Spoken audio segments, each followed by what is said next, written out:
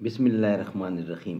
ناظرین، آج کا پہلا ویلاگ پیج 492 492 ویلاگ نمبر 1 اور ہیڈنگ وہی چل رہا ہے پہلے والا۔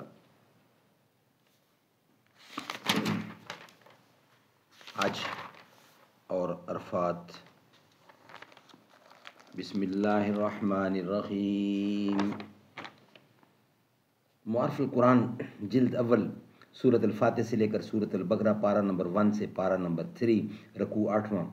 رائٹر ہیں اس کتاب کے مفتی اعظم پاکستان حضرت مولانا مفتی محمد شفیع صاحب رحمۃ اللہ علیہ۔ بسم اللہ الرحمن الرحیم۔ الحمد للہ وکفی وسلام علی عبادہ الذین اصطفی۔ قال النبی صلی اللہ علیہ وسلم خیرکم من تعلم القرآن وعلمہ۔ بہترین لوگ وہ ہیں جو خود بھی قرآن پڑھیں، دوسروں کو پڑھائیں، لکھائیں اور سکھائیں۔ خداوندا یہ تیرے سادہ دل بندے کدھر جائیں، کہ درویشی میں عیاری ہے سلطانی بھی عیاری۔ یہ کائنات ابھی ناتمام ہے شاہد، کہ آ رہی ہے دمادم صدائے کن فیکون۔ Vlog number 1 page 492۔ الغرض، یہ دعا ایک ایسی جامع ہے کہ اس میں انسان کے تمام دنیوی اور دینی مقاصد آ جاتے ہیں۔ دنیا اور آخرت دونوں جہان میں راحت و سکون میسر آتا ہے۔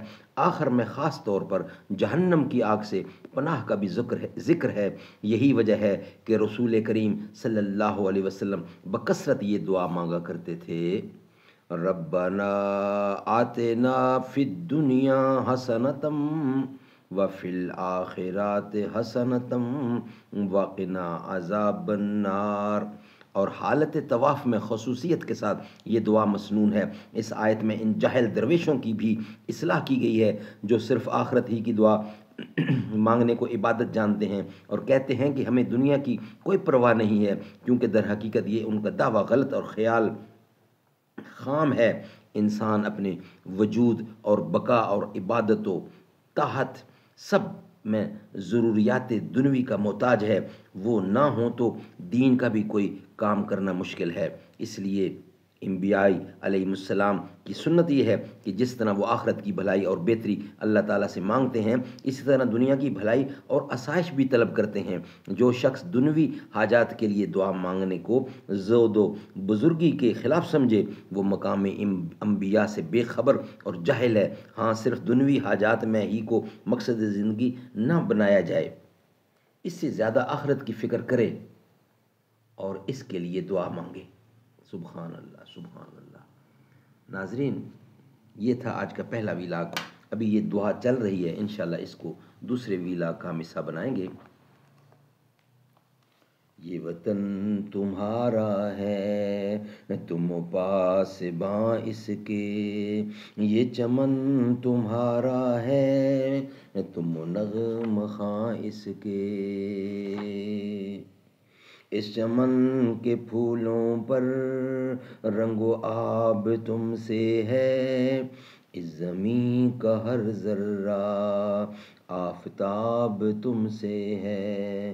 یہ فضا تمہاری ہے بحر و بر تمہارے ہیں، کہکشاں کے یہ جالے راہ گزر تمہارے ہیں۔